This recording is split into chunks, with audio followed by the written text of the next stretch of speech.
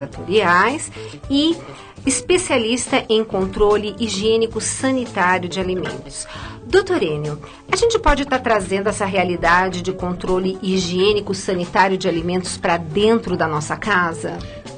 Olá, doutora Gisela, tudo bem? Espero que esteja tudo bem e com o seu público também. É lógico que precisamos e devemos trazer o controle higiênico sanitário em todos os sentidos da nossa vida, fundamentalmente para nossas casas envolvendo alimentos. A gente fala muito em restaurantes, né, grandes entidades, hotéis. A nossa casa é hoje parte integrante dos problemas higiênicos sanitários envolvendo as chamadas DTAs, doenças transmitidas por alimentos. Nas estatísticas finais, agora que nós observamos, inclusive do Secretaria de Vigilância e Saúde do Brasil, lá em Brasília, eles chegam a conclusões que 52% das diarreias envolvendo, né, o povo em geral foi originada em casas, em residências. Então, veja, está extrapolando muito mais do que restaurantes comerciais, do que restaurantes industriais. Então, é fundamental que todos nós começamos a pensar em higiene dentro do lar, principalmente nas casas onde as famílias são grandes, com as donas de casa e fundamentalmente com os empregados domésticos, colaboradores do lar, que muitas vezes detêm o poder dentro da cozinha de fazer o trabalho. As nossas famosas secretárias, né, tão importantes hoje. E, professor Enio, quais seriam assim as informações, as diretrizes mais importantes de nós estarmos falando agora? Quando a gente fala em higiene, num plano geral, o termo é higiênico-sanitário, né? Porque a higiene é uma coisa e a sanidade é outra. Eu vou explicar. Controle higiênico-sanitário começa pela higiene, ou seja, em primeiro lugar, higiene do ambiente. E ambiente significa o quê? Piso, parede, forro, né, das casas todas, como você deixa isso em ordem e limpo. Em seguida, aquilo que vai entrar em contato com o alimento. O que é? Utensílios e equipamentos. O que nós temos mais nas nossas casas? Garfo, faca, colher, copo, prato, batedor, liquidificador, moedor, tudo isto tem que ter lavado e, se possível, desinfetado.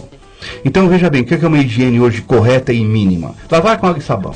E, de preferência, um detergente próprio para isso, de marca boa. Nada desses detergentes comprados em carrocinhas, porque eles são falhos, e evitar sabão em pedra para isto. Então, os detergentes líquidos são os melhores. Lavar com esponjinha, plástica, nada metálico, e lave.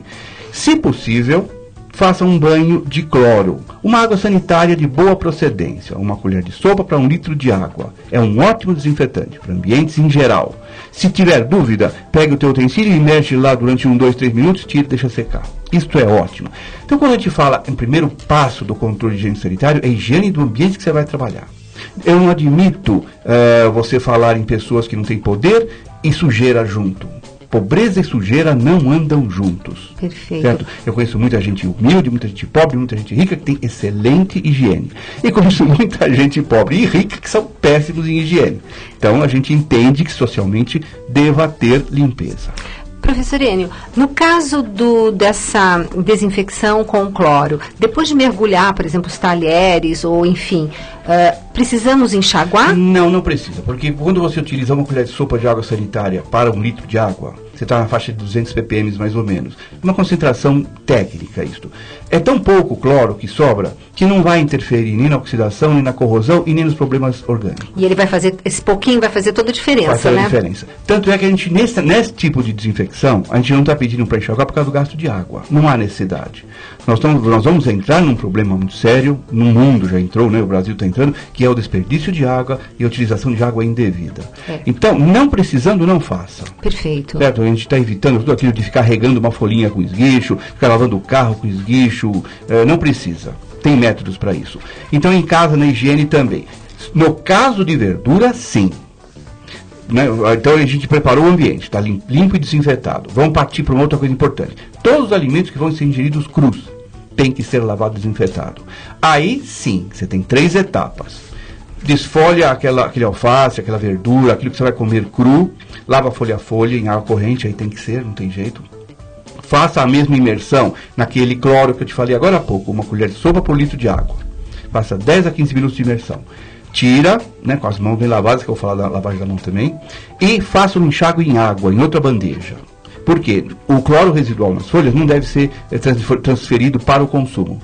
porque você pode ter um problema, aí algumas pessoas são sensíveis ao cloro, pode dar uma gastrite, alguma coisa assim. Lavagem de verdura é muito simples, certo? Cloro de marca boa, hein?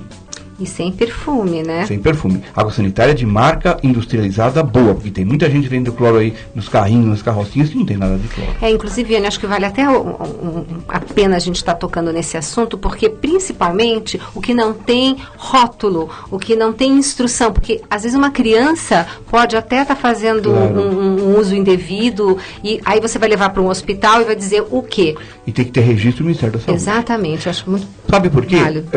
Hoje, com o Código de Defesa do Consumidor, nós consumidores podemos reclamar de tudo. Se você comprou um produto sem rótulo, sem registro, você não pode reclamar. Você vai acabar sendo internado e não tem defesa. Perfeito. Então, vamos trabalhar dentro do honesto, né? Vamos Perfeito. dizer assim. Uhum. Né? Então, nesse problema da desinfecção, esses produtos industrializados são muito bons. E aí enxágua folha por folha, né? Ou então já vai jogando as folhas, acabou de tirar do cloro, que vai ficar uns 10, 15 minutos, já joga numa outra vasilha, não é em água corrente, joga numa outra vasilha com água. Perfeito. Enxágua bem, deixa lá uns 5 minutos e tira. E essa água final pode servir para mais outras 3 remessas. Ah, que bom. O negócio é não gastar muita água, não há necessidade. Perfeito. Se o resíduo de cloro que vai para a última água é muito pouco. Perfeito. Uma outra coisa importante, cuidado, não troquem o cloro pelo vinagre como efeito bactericida, como efeito desinfetante. Não existe esse efeito. O vinagre é muito bom limpante. Ajuda muito a limpar, a eliminar ovos parasitos, tal, mas não tem o poder de morte como tem o cloro. Então, se você tiver uma situação que não tem cloro, e você quiser fazer uma lavagem com água, depois imersão em vinagre, não há restrições, pode fazer. Mas lembre-se que o vinagre não é tão desinfetante como o cloro. Senão ele não seria um tempero. É verdade. Ele seria vendido como desinfetante, são outros registros. Então isso é para tudo que for cru. Cru. Frutas é a mesma coisa, professor? Se for comida crua, sim, principalmente com a casca. E um morango, por exemplo? É um problema, você tem que fazer assim. Também, né? É que nós, em casa, não temos o poder de ir atrás do fornecedor. Porque se nós fôssemos um restaurante, você pode escolher um fornecedor que já te entrega um produto adequado. Perfeito. Nós não. Onde que nós compramos? Ou na feira, ou no supermercado, ou num ambulante, ou alguém que vai vir na sua porta. Então nós não temos poder de saber o que estão usando. Né? São a contaminação microbiana. Eu não sei se essa chácara que está plantando morango está regando com água de fezes, que é a água de poço. Tem o poço e tem a fossa. Né? Às vezes a pessoa rega com água de fossa, nós não sabemos. Perfeito. Né? Você também não sabe se tem muito agrotóxico, tem perigo químico aí no meio. Então o que acontece? Nós praticamente somos limitados, nós não temos muita ação. Agora, quem está nos ouvindo, se tiver condições de saber a procedência desses produtos, é excelente. E de preferência orgânico, né? Não tenha dúvida, o nosso futuro é orgânico. Mas a gente vai falar sobre isso numa próxima oportunidade e eu faço questão que sejamos nós aqui, tá? Sem dúvida, a gente pode direcionar para assuntos específicos. Exatamente. Né? E se você tiver alguma dúvida e quiser fazer alguma pergunta, nós vamos depois passar as instruções e vocês podem estar acessando, ligando aqui, fazendo perguntas, inclusive para o professor Enio. Então, veja bem, já falamos que é importante a higiene do ambiente em geral, dos utensílios e equipamentos, dos vegetais que vão ser comidos crus, sejam verduras, legumes ou frutos, né, frutas. Aquelas que você vai descascar e não tem tanta necessidade, como banana, mexerica, aí não precisa desinfetar. Claro. Tem que estar limpa só. Né? Uma outra coisa importante, além de tudo isso, você trabalha com o quê? Com as mãos. Então, as suas mãos são o teu instrumento. Se mal lavadas, muitas bactérias, muitos vírus, muitos parasitas à frente. Se bem lavados, você minimiza o risco. Então, o que é lavar a mão? É simplesmente se conscientizar de que você tem, em certas situações, obrigatoriamente que lavar as mãos. Antes de fazer comida, quando vai pegar no lixo quando volta, quando vai fumar e volta a mexer no alimento, quando amarra o sapato, quando se coça. Lembre-se que as mãos é um veículo importantíssimo de transmissão de bactérias, vírus e parasitos. Principalmente vírus. Nós estamos na época do rotavírus, do norovírus. Se tiver um filhinho pequeno em casa, lembre-se, você pode ter portador do vírus sem problema. Você pega a sua mão, coloca numa verdura lavada e a criança come, ele pode vir a ter uma gastroenterite. Enio, não resisto de fazer um comentário de uma pesquisa onde descobriram que um dos lugares de maior contaminação é teclado de computador de lan house. Porque realmente, quem garante que aquela pessoa foi ao banheiro e lavou a mão? Ninguém garante, como também eu te provo que não lavaram. Nós temos um trabalho feito no Espírito Santo para um professor, 73% dos homens não lavam as mãos em situação nenhuma, nem quando vão comer. Olha, gente. E 62% das mulheres. As mulheres não estão tão longe. Nós não estamos tão longe, olha que absurdo. Isso é típico de um povo que não está habituado à regra de higiene. Nós vamos criticar? Não, nós vamos informar, nós vamos salientar. Ponho na cabeça a higiene como rotina do dia a dia. As pessoas saem de casa, tomam um banho quando tomam, e só vão lavar a mão no banho da noite. Então você fica... E se esse for seu cozinheiro? E se for sua empregada, que vai acabar, né, sua colaboradora do lar, a sua secretária do lar, que vai ficar o dia inteiro mexendo com seu filho, com seus animais e com seus alimentos. Então essa instrução em casa é importante. Perfeito. Então voltamos a enfatizar, doutor Gisela, quando você falou, devemos trazer o controle de higiene para nossas casas? Totalmente correto. Por favor. Porque a higiene é fundamental para a nossa vida. O nosso entrevistado de hoje é o Dr. Enio Alves da Silva Júnior, que é biomédico, diretor do CDL, Central de Diagnósticos Laboratoriais, e especialista em controle higiênico sanitário de alimentos. Enio, se você tivesse que dizer assim, olha, tem situações que não dá para ficar sem lavar a mão, qual seriam? Primeiro, ao sair do banheiro. Perfeito. Não sempre. dá para sair, não dá. Você vai fazer qualquer necessidade no banheiro, tem que lavar a mão. Perfeito. Vai iniciar qualquer atividade de preparo de alimentos, é obrigatório, não é nem consciência, é obrigatório lavar as mãos. Certo? Segundo, né? Terceiro, você está ali mexendo com alimento cru e vai mexer com alimento cozido. É obrigado a lavar a mão, se possível, não tocar a mão no alimento. Por quê? Porque o alimento cru, mesmo desinfetado, pode ter restos de micro-organismos, pode ter algum tipo de vírus, em pequena quantidade suportável. Porém, se ele for para alimento cozido, isso pode se multiplicar. Então aí depois uma outra etapa que a gente vai falar das técnicas de armazenamento. Né? Então essa foi a terceira situação, e qual outra? Sempre que você tiver uma mudança de função, por exemplo, eu estou mexendo num alimento, vou atender um telefone. Isso. Sempre que configurar uma situação externa àquilo que você está fazendo, tem que lavar a mão. A gente vê muito em quem monta sanduíches, certo? Ou nas pizzarias mesmo. Enquanto a pessoa está fazendo sempre a mesma coisa, ele lava a mão no início e vai fazendo. Agora, vamos supor, o teu sanduicheiro do shopping, que está lá fazendo sanduíche. De repente chamaram urgente para ele lá no atender o telefone. Ele sai, vai correndo, mexe em alguma coisa e volta na mesma função? Não, ele lava a mão antes, depois de lavar. Isso são medidas preventivas. Isso toda vez que sair de casa, quando chegar em casa, lavar as mãos. Se você não anda de ônibus, as pessoas andam de ônibus. O ônibus, o metrô, os transportes públicos são, na realidade, um foco de contaminação cruzada, porque uma pessoa contaminada põe a mão, deixa e vai, né? Eu vi outro dia um indivíduo comendo pão com manteiga, a mão toda grudada com manteiga, pegou naquele pegador. Aí a bactéria gruda naquilo lá, vem outro e pega. Então você tem que lavar as mãos sempre que você tiver contato com ambientes externos. Perfeito. Por exemplo, eu adoro animais, mas sempre que você tem um animal de estimação e você mexeu, brincou, lave as mãos. Exato. Não é nada de beijar na boca, de ficar fazendo essas coisas, que também o ser humano é muito exagerado, sabe? Exato. Nós somos cruéis de um lado e desatentos por outro. Não precisa. Não esquecer também que esse negócio de ficar dando beijo de selinho com criança... Não vale a pena. Não, é algo extremamente complicado, né? Porque as crianças têm mais sensibilidade que os adultos. Uma bactéria para você é normal, para a criança pode causar uma amidalite. Exato. Né? Então, é uma questão de higiene. Perfeito. E as verduras que vão ser cozidas? Qual tipo de higienização que temos que fazer? Olha, se você tiver controle da temperatura, ou entender que vai ser bem cozido e vai ficar bem quente, muitas vezes se dispensa da desinfecção. Mas lavar precisa. Sim. Por exemplo, uma verdura que todo mundo come, ou cru ou cozido. Vamos dizer assim, uma cenoura. Perfeito. Uma cenoura que você vai ralar e comer cru, precisa fazer todo aquele processo que eu te falei. Lavar, desinfetar e enxaguar. Perfeito. Se essa cenoura vai ser cozida, quem vai fazer o efeito de desinfecção agora é o calor. Perfeito. Então só lave, tira as partes estragadas, lave bem lavado. Põe no fogo e ela vai cozinhar. Ao cozinhar, ela mata as bactérias. Mas tem que ter uma temperatura mínima. Para certos legumes duros, como é o caso de batata, beterraba, cenoura, automaticamente, para estar cozido, atingiu mais que 80 graus, obrigatoriamente. E verduras muito finas, folhas, uma couve, às vezes não atinge.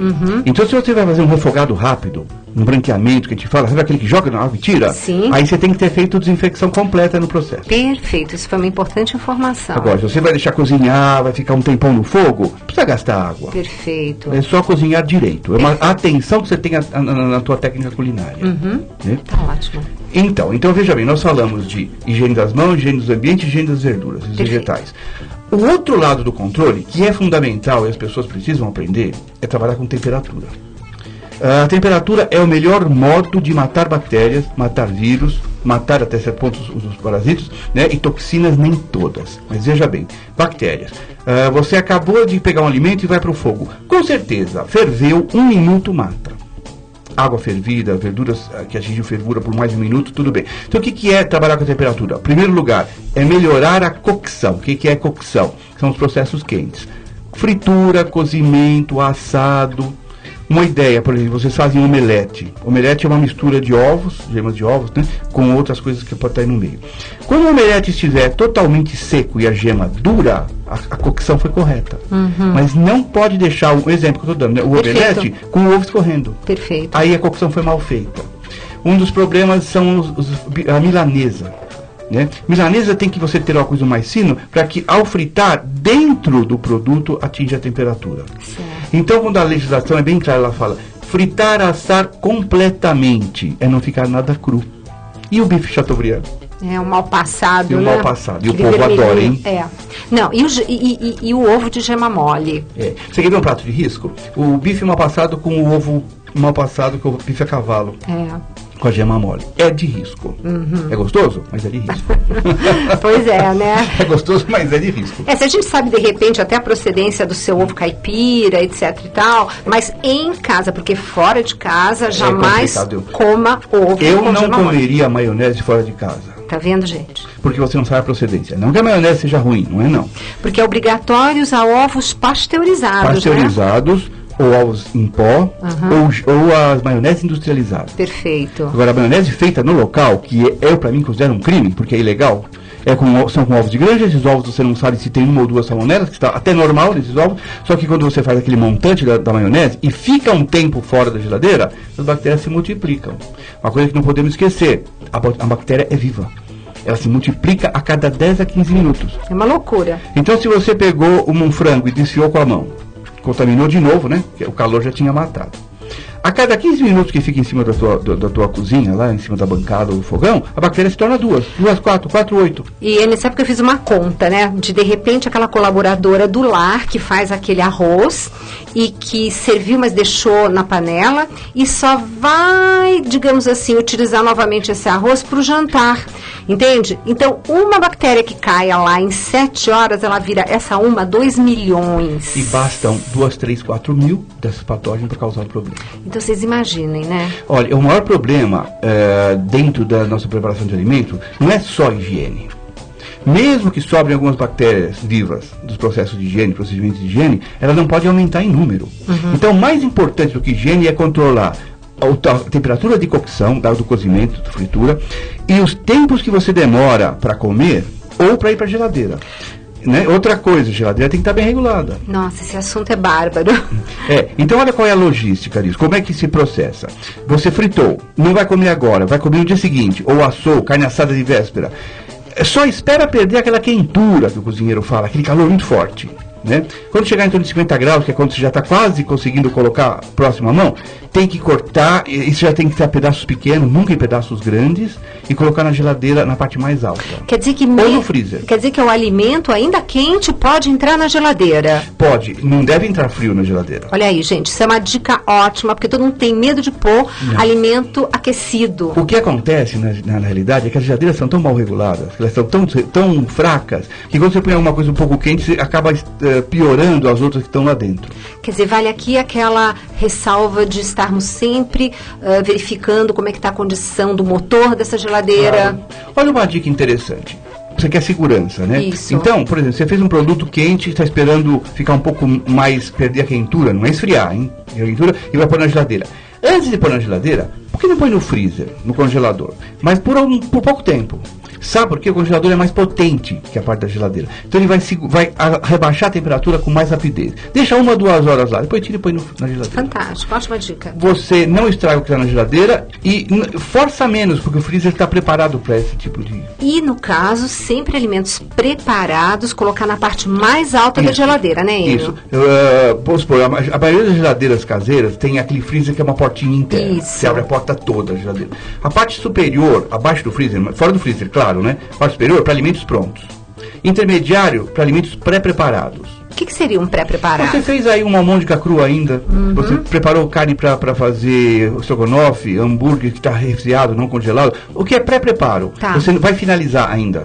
Temperou a carne assada para amanhã ou o frango, a parte intermediária. E produtos in natura, crus, antes de manipular, como verduras cruas, carne, tudo embaixo. Perfeito. Por quê? Porque você tem mais bactéria embaixo, menos no meio e não há quase nada em cima. E a temperatura também, né? E a temperatura é melhor em cima para baixo e as bactérias caem de cima para baixo. O nosso entrevistado de hoje é o Dr. Enio Alves da Silva Júnior, que é biomédico, diretor do CDL, Central de Diagnósticos Laboratoriais, e especialista em controle higiênico sanitário de alimentos.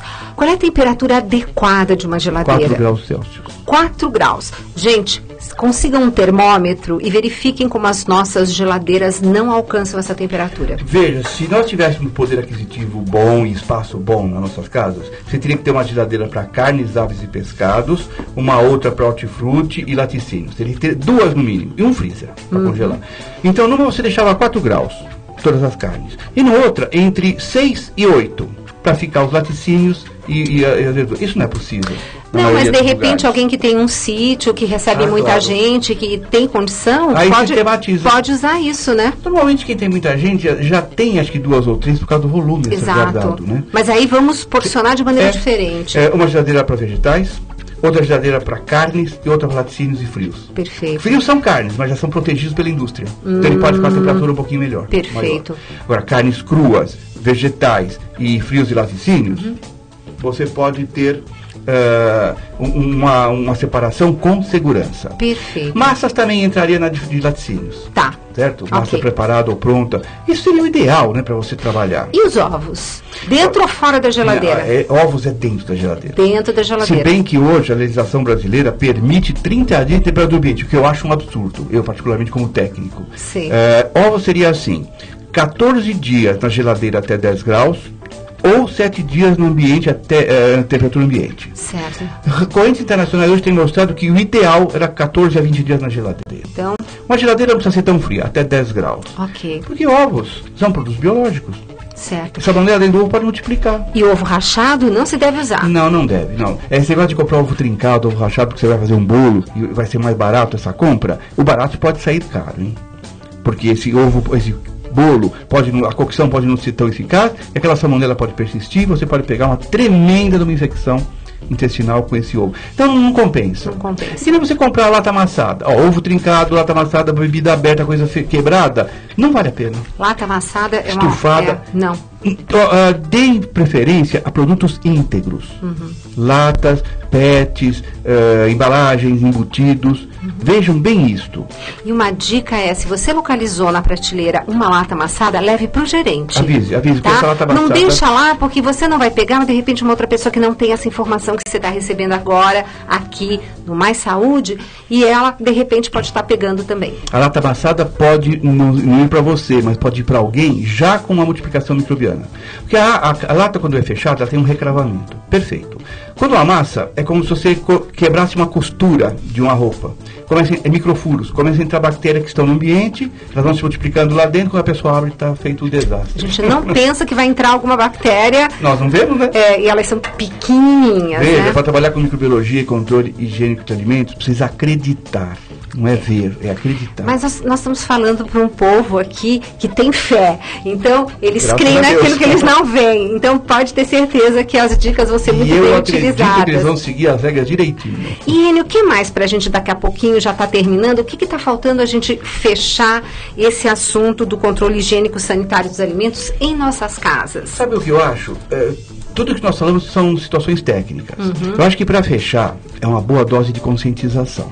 Porque, veja bem, não adianta falar que é importante lavar a mão, lavar a verdura, lavar o ambiente, lavar isso, cozinhar, se as pessoas não se prepararem.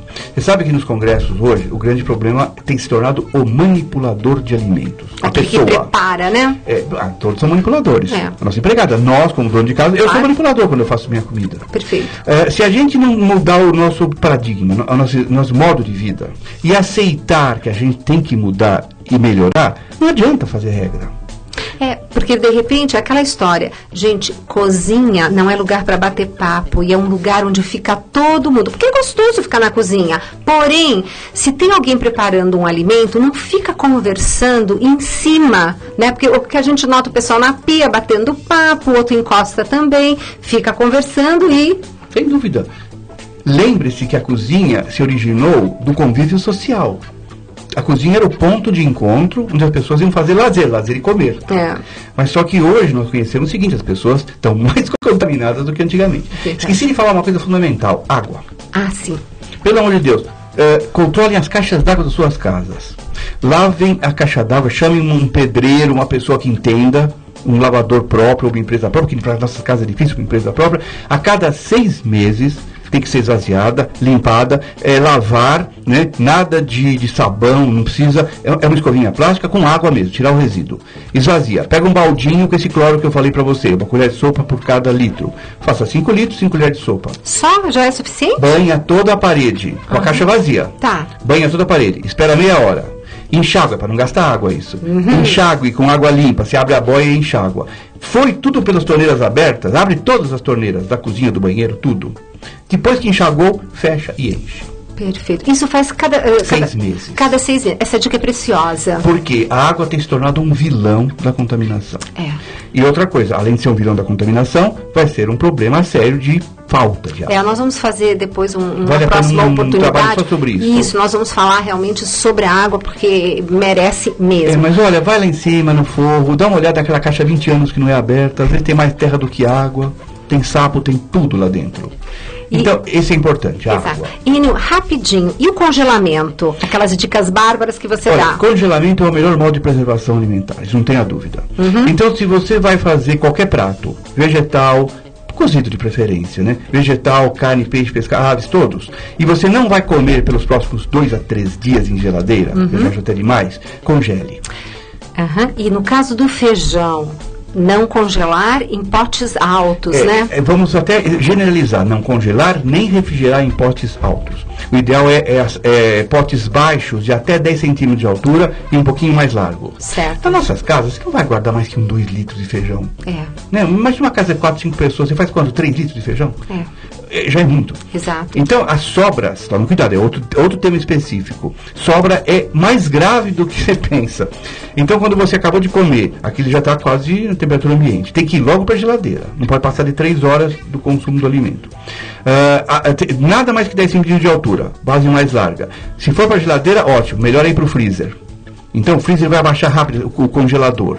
Daí você pode deixar congelado. Os congeladores das nossas casas estão entre menos 5 e menos 8 até menos 10. Você pode deixar até 10 a 30 dias. Perfeito. Depois descongela direito do fogo. E olha, o que eu vejo as pessoas deixando mais de 3 horas alimentos fora da geladeira, aí isso a bactéria multiplicou, daí você congela a toxina, não a bactéria. E nós vamos falar uma próxima oportunidade, Enio, sobre aquele detalhe de preparações de fim de ano, que a gente vai preparando e vai pondo na mesa, conforme vai ficando pronto e vai ficando, porque o jantar vai ser à noite. Quem chegar por último come só as bactérias, não o alimento.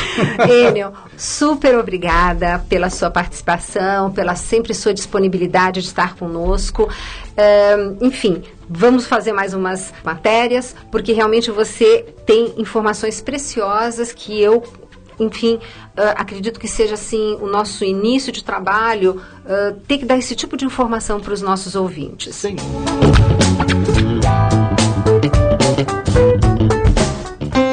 Estamos apresentando Mais Saúde.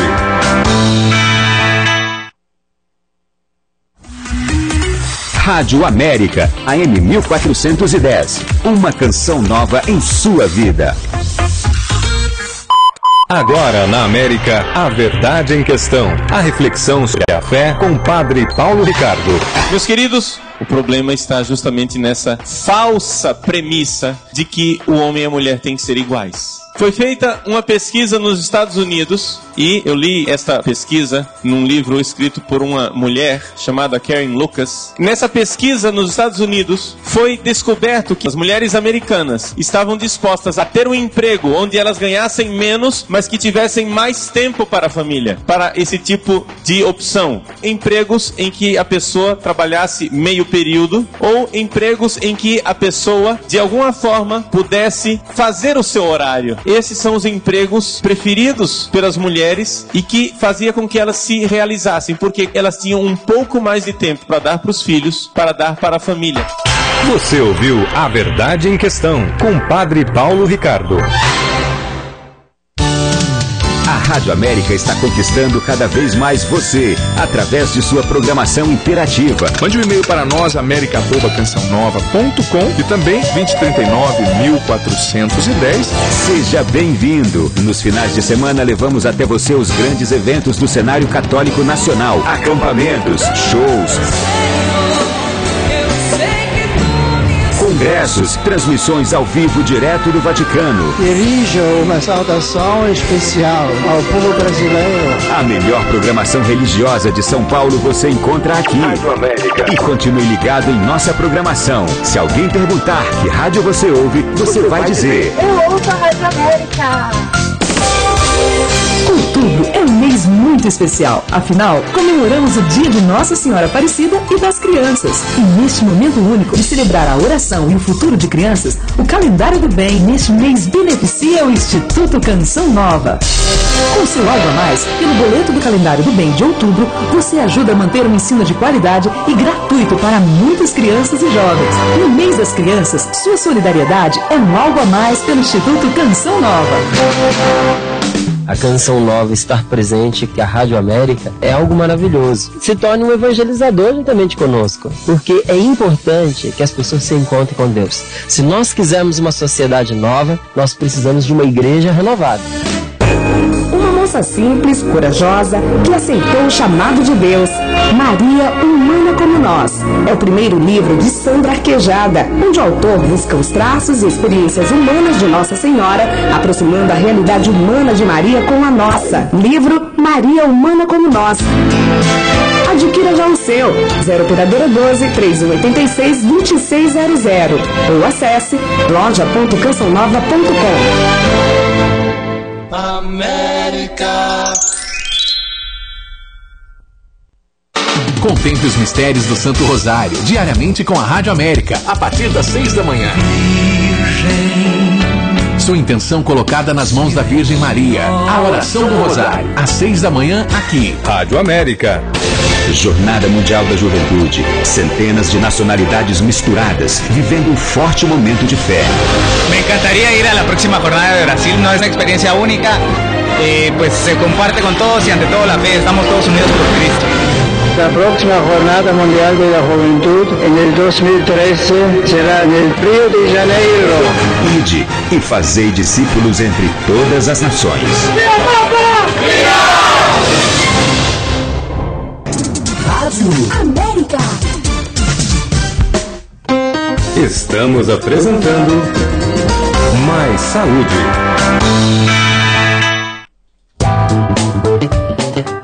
Bom, estamos aqui nessa segunda meia hora do programa Mais Saúde para toda a nossa capital e quem está nos acompanhando da rede Canção Nova através da internet pelo blog.cançãonova.com, através da internet, né? Pelo América, né? Pela nossa Rádio América. Nós estamos continuando com o professor Enio Alves da Silva Júnior, biomédico, né? Tão querido aqui, que nos acompanha no programa Mais Saúde há anos. Eu sou muito agradecida, acompanho o professor Enio desde a época de faculdade, onde tinha palestra do professor Enio, eu ia atrás, chat.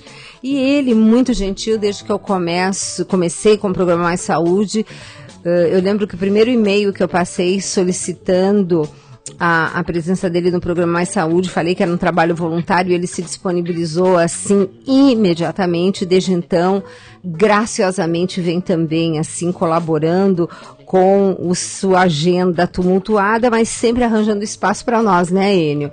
Quero, assim, como sempre, agradecer. Sempre eu tenho esse espaçozinho que eu coloco para agradecer a você. Você que, enfim, eu vou de novo ler esse extenso currículo do Enio, que é biomédico, mestre e doutor em microbiologia e higiene dos alimentos, diretor da CDL, Central de Diagnósticos Laboratoriais, coordenador da Comissão Técnica Operacional da ABERC, consultor nacional da PAS, Programa de Alimentos Seguros, integrante do Conselho Nacional, né, que nós já falamos da PAS, do Programa de Alimentos Seguros, integrante do Conselho Editorial da Revista da USP, integrante do Conselho Editorial da Revista Higiene Alimentar, consultor do Mesa Brasil, SESC e consultor do ABAL e Abralatas, e da Proalimento, que aliás, a Proalimento inclusive, Enio, quando você tiver cursos que você acha que por bem você teria como nós estarmos até fazendo não só divulgação, mas aqueles cursos para as nossas secretárias do lar, e que você quiser estar sorteando aqui em São Paulo, agora que estamos com a Rádio América, assim, né, pegando nessa extensão e pegando aqui em Cotia, essa boa região do ABC, e você quiser fazer o sorteio de vagas de um curso, você, por favor, estenda aqui para as nossas participantes, tá? E ele é consultor aqui da Anvisa, para nossa Copa de 2014. Nós vamos fazer várias pautas sobre esse tema, né? Agora, Enio, eu gostaria muito de hoje estar conversando com você para nós falarmos de um tema da água daqui de São Paulo. Quero que nós falemos sobre a água, quero que você fale para os nossos ouvintes como que anda a água da Sabesp, porque eu sei que você tem um cuidado muito grande de estar verificando essa água, que o problema não é a água da Sabesp, é depois como essa água vai chegar na casa da gente, as intercorrências. Então, gostaria que você falasse disso, dessas intercorrências, como existem essas intercorrências, então, o que nós podemos fazer para minimizá-las. Quero que você fique essa meia hora seguinte do programa à total disposição e, claro, dar uma boa tarde, né, para os nossos ouvintes que ainda não tiveram o prazer de ouvi-lo. Sem dúvida. Eu agradeço muito estar com você aqui num programa maravilhoso, de agora com maior penetração, né, um programa útil, doutora Gisele Savioli. Todos os programas anteriores, né, a gente tem tido um sucesso, e a oportunidade de estar falando um pouco sobre esse trabalho de controle, de higiene, de água, de tudo que pode ser falado. Pois é, e agora, muito mais na tônica por causa da Copa 2014, que estão fazendo um trabalho bonito na Anvisa. Você falou em água. Pois é, água. Sem água boa não existe vida, né? Esse é o grande problema. Nós estamos passando, está no gerúndio mesmo, uma coisa que está acontecendo, uma deficiência na oferta de água mundial. O ser humano cresceu muito, a população aumentou e a água é a mesma. Aliás, a água é uma quantidade só fixa de ontem, hoje e sempre. Desde que o planeta existe, não vamos falar como foi a criação, mas desde que o planeta existe, a terra e a água é a mesma. A oferta de água é a mesma. A água sobe, evapora, chove e faz o ciclo. Só que, por exemplo, quando você tem uma época do nosso planeta em que você tinha muito mais água ofertável do que gente, então a água era abundante. Você nem pensava em economia de água. Hoje, veja bem, a demanda está aumentando. O que é isso? Mais pessoas usando água, mais pessoas contaminando a água. O que acontece? A água potável, essa água famosa potável, que é água de consumo, vai ficando escassa, vai ficando cada vez menos. Então a oferta está diminuindo.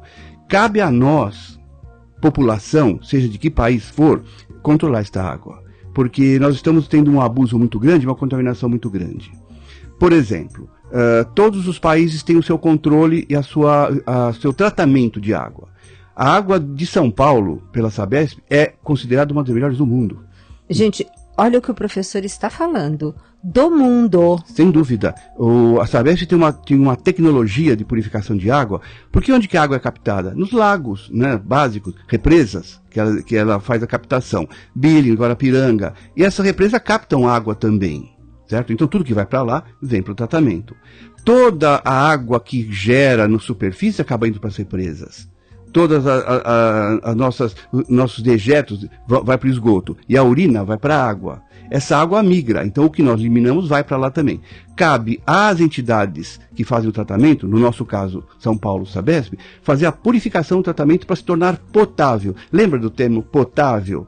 Que vem daquele tipo assim, você vai pegar essa água na fonte. É muito antigo isso. Essa água pode pôr no pote? Significa ela é para beber? Então vem daí o termo potável. Hoje nós sabemos que a água potável é aquela que é microbiologicamente controlada, quimicamente controlada, sensorialmente, sem cor, odor, né, inodora. Essa é a água chamada potável.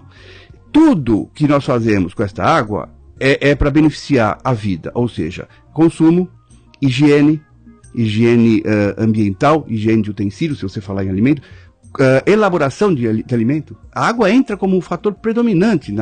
Você faz comida, você põe água. Verdade. Né? Por exemplo, a indústria tira água, faz alimentos desidratados. Você pega e põe água. Então, se essa água não for tratada, é um problema. Então, nós temos em São Paulo uma água excelente. Então, quando ela sai da Sabesp e vai para os bairros, vai para você encher as caixas d'água, ela vem pura. Ela vem, inclusive, com 0,2 ppm de cloro, controle adequado. O grande problema está daí para frente. Né? Nós temos agora que também salientar os problemas da água em relação ao nosso consumidor. Nossas casas, nossos prédios, nossos clubes, aqueles que usam a água tratada. Via de regra, nós não temos muito cuidado. Se você pegar uma estatística aí de caixas d'água que não são lavadas, começa o grande problema. A legislação é bem clara. A nossa legislação municipal, a legislação estadual. Você tem que lavar a caixa d'água a cada 6 meses. O que é lavar a caixa d'água? Esvaziar, lavar, enxaguar, tirar o resíduo, e depois você vai desinfetar com cloro. Tem uma técnica para isso, já falamos no programa anterior. Nós falamos sempre bastante sobre isso, a gente alerta bastante. Não adianta saber o que vai fazer se não fizer. Isso. Certo? Então, a água, a gente trabalha às vezes com controle de caixas d'água de empresas, tem caixas que não lava há 10 anos. Gente. Você imagina, tem mais madeira, poeira, terra, rato morto e pomba morta lá dentro do que água. Uhum. Daí o pessoal reclama, poxa, até ela está enchendo tão rápido. Claro, metade é terra, a outra metade é água. Nossa. Bom, esse é o grande primeiro entrave da água. Uhum. Então vamos aprender a olhar nossas caixas d'água. Uhum. E não é porque é empresa, não, nossas casas. Uhum. Certo? Quem mora em apartamento, por exemplo, você tem sempre 2 caixas, a inferior e a superior. Uhum. A inferior tem que estar muito bem controlada, os zeladores têm que tomar cuidado, porque ela pode ter infiltração química. Porque onde fica? Fica embaixo do estacionamento, geralmente. E o que os carros deixam cair normalmente? Vaza óleo, pode vazar combustível, pode vazar produtos químicos. Isso vai para a terra, da terra infiltra. E se a caixa não estiver muito bem vedada, muito bem controlada, vai para a água. E da água vai para cima, vai para a tua casa. Então eu considero como primeiro passo dessa colocação de água, não só saber que a Sabesp faz uma água muito boa, mas saber que nós temos que manter essa água boa. Perfeito. Então primeiro passo, controlar a caixa d'água, limpar, lavar, isso é até simples, desde que se faça. Uhum. Uma outra coisa muito importante é usar filtros. Lógico que é importante. Você vai falar, então se a água da Sabesp é boa, por que eu preciso filtrar? Por causa das intercorrências. Porque dessa caixa d'água até chegar no seu copo, tem canos. Tem canos. Você tem os próprios canos da rua. Não sei se você repara de vez em quando, eles abrem a rua para um conserto. Uhum. Ou para consertar a rede de esgoto, ou a rede de água, ou qualquer outra coisa. Uhum. Se ele abriu o cano de água, automaticamente eles contaminam com aquela terra. Com certeza. E aí, naquelas primeiras 24 horas, não sei se você percebe, a tua torneira vem marrom. É. Se ela veio marrom, ela entrou na caixa d'água marrom. Exato. É também recomendado que quando há um conserto de bairro, que se lave a caixa d'água de novo. E ninguém lava. Não. Naquelas primeiras 24 horas fica contaminada. Uhum. Se você tem, quando eu digo contaminada, vamos pensar no amplo aspecto, microbiológico, químico e físico. Tá. Certo? Quando você tem um filtro, qualquer que seja, do ponto de vista de impurezas é bom. Seja de vela, seja de carvão ativado, ou seja esses de osmose reversa, esses mais modernos. Do ponto de vista químico, eles são excelentes. O que a gente cogita um pouco é que nem sempre microbiologicamente eles são eficazes. Qual deles você está falando? Todos. Tá. Do ponto de vista microbiológico. Por quê? Vírus e bactérias são muito pequenos. E se você for fazer uma filtração para segurar bactérias, ela vai pingar. Ela não vai conseguir fazer um fluxo que a gente vai demorar um dia para encher um copo d'água. Então, o que acontece? Como a contaminação microbiológica é muito bem controlada na Sabesp, só o químico é retirado do filtro, então passa a ser eficaz a utilização de filtros. Tá. O simples filtro de carvão ativado já é suficiente. Tá, então aquele ativado é aquele antigo, né? Isso, tem umas velas que você troca. Isso. Ele tem por dentro um carvão ativado, tem umas camadas. Isso. Esse é o mais simples. É o mais simples, o mais barato e é eficaz. Funciona. E esse de carvão ativado, como que se deve limpar?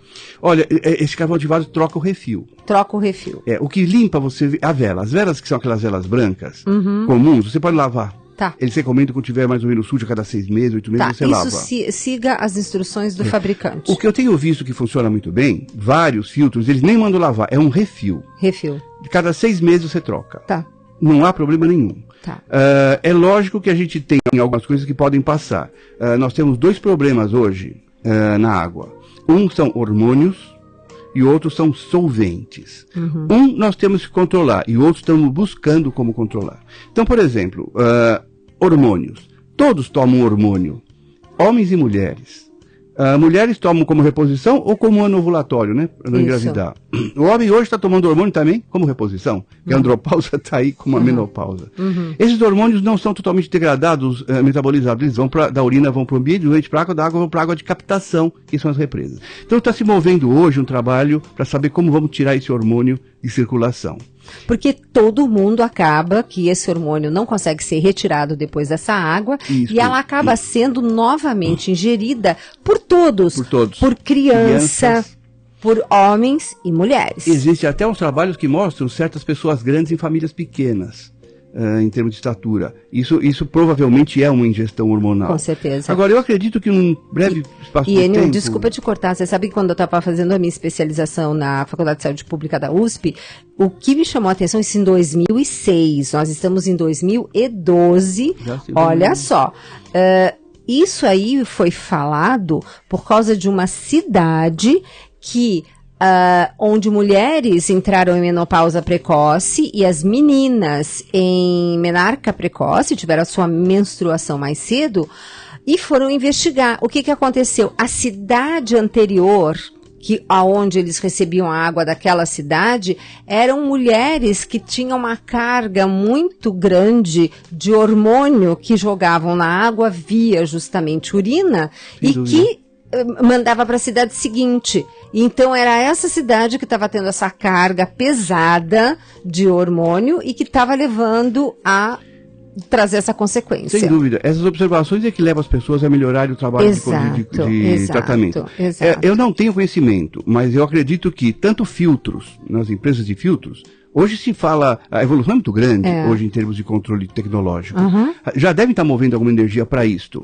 Né? Eu pensei que o meu filtro, porque eu tenho um filtro caríssimo na minha casa, japonês, que faz osmose reversa, e que eu pensava, mas isso a gente vai depois estar verificando, que ele tinha uma membrana, porque é o filtro que é usado pelos astronautas, porque acho que eles filtram urina com esse... Olha, pode até ser que tenha, sim. É que a gente desconhece, às vezes não é divulgado do jeito que está.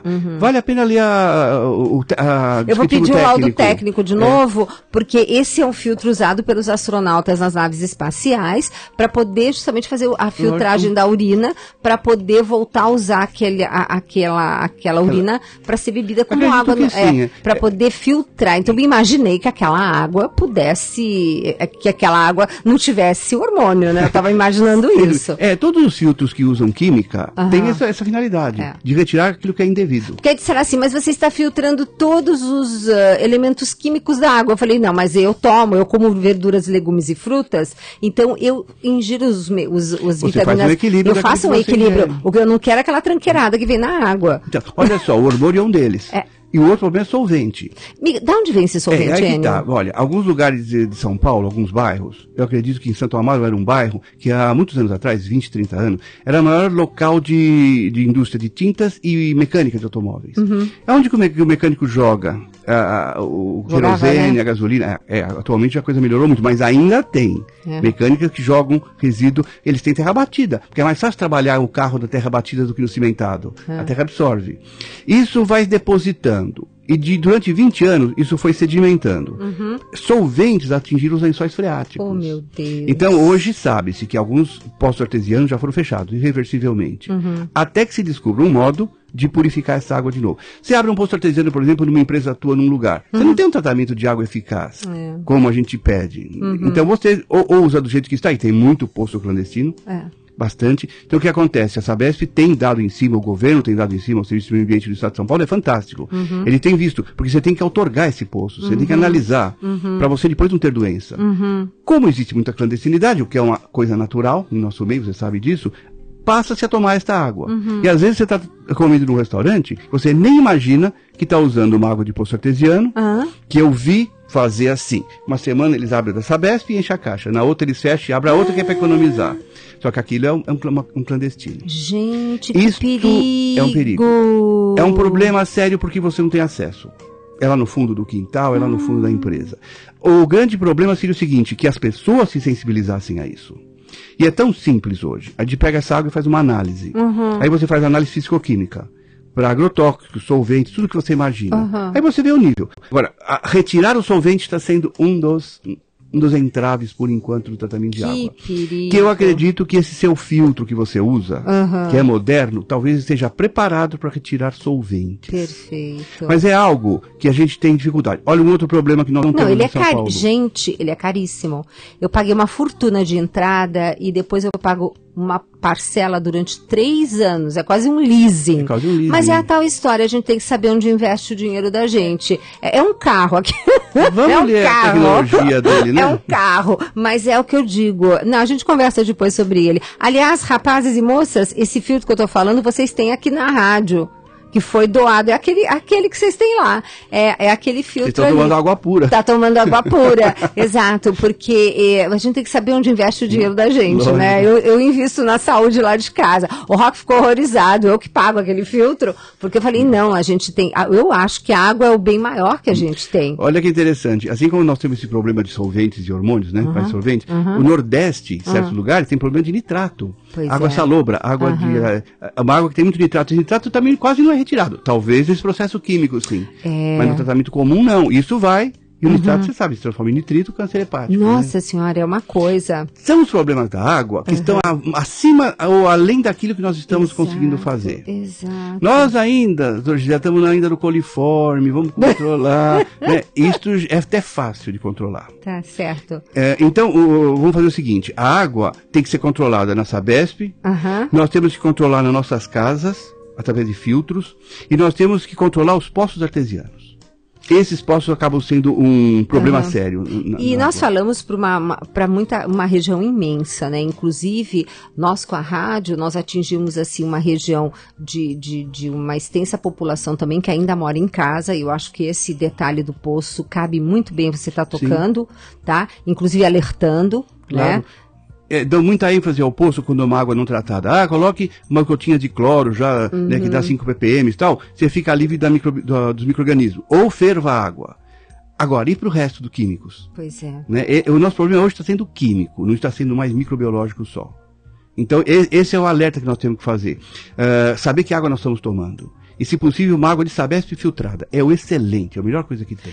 Enio, e esses purificadores que a gente vê essas empresas tal, falando de uso de purificadores, purificador de água, o que faz? Então, o purificador de água é um filtro, na realidade. É um filtro, né? É um filtro, só que ele chama de purificador porque ele faz uma troca química. É o mesmo que você tem. São membranas, são compostos químicos que purificam, ou seja, até o gosto de cloro vai embora. Mas o cloro é um íon retirável. precisa ver os outros íons, se eles conseguem. Este alerta que nós estamos fazendo vale para todos nós, cientistas inclusive, para darmos uma olhada como é que estão os controles técnicos destes filtros. O que realmente eles retiram e o que eles não retiram. Tá. Vamos tentar fazer um levantamento para dar uma informação mais concreta, né? Verdade. Que tipo de filtro químico pode funcionar retirando solventes, hormônios, retirando todas essas partículas. Partícula é fácil. Partícula, pedaço de coisa, qualquer filtro tira. Tanto é que se tiver terra, você acaba ficando preto, o lugar se troca. Mas vamos fazer um levantamento para saber a eficácia real de tudo isso. Bom, e coisas básicas.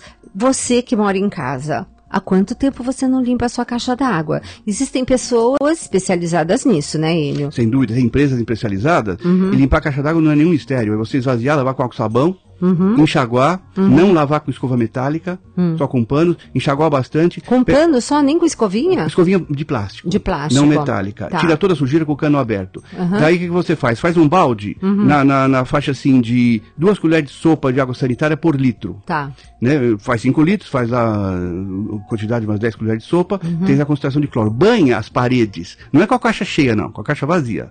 Banha as paredes, espera meia hora, enxágua e enche. É simples. São coisas muito simples e que a gente pode evitar. Quanta doença? Quais as doenças que a gente pode estar evitando de fazer uma atitude dessas, Enio? Várias, desde os micro-organismos patogênicos, né, como são as coliformes fecais, a shigella, vírus, rotavírus e norovírus, que são os que estão em moda agora, esporos, às vezes bacterianos, de parasitos, também são eliminados com a lavagem com água e sabão. São inertes ao cloro, mas são eliminados por água e sabão. Lembrando, gente, que crianças e pessoas de mais idade são as mais frágeis, né? São, porque a imunidade não está tão formada ainda. Exato. Um por falta de imunidade, outro por perda de imunidade. Exatamente. Bom, Enio, querido, nosso programa, para variar, está chegando ao fim. Esse segundo bloco é só meia hora, o primeiro também é de meia hora, né? Temos 1 hora de programa, mas dividido em 2 etapas.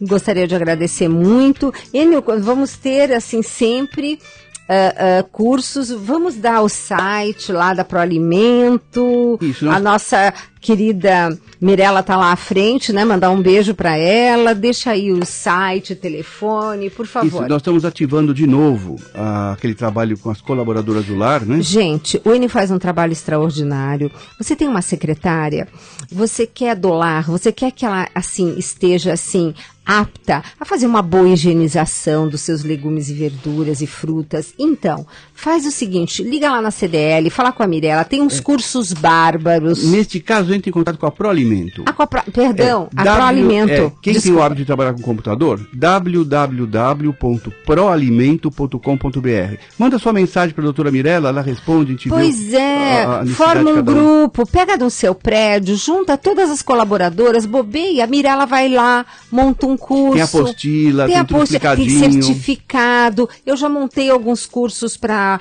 algumas funcionárias de clientes minhas, de pacientes minhas. Elas adoram. É muito bacana. E não é caro, gente. Vale a pena. Você precisa de ver como elas ficam contentes. Enio, obrigada mais uma vez. Eu adoro quando você participa. Vamos ver se esse ano você vem mais aqui com a gente. Tá? Eu é que agradeço estar presente, podendo colaborar com seus ouvintes. Tá. Obrigado. E obrigada. Gente, um beijo enorme e até o próximo. Mais saúde. Acabamos de apresentar Mais Saúde.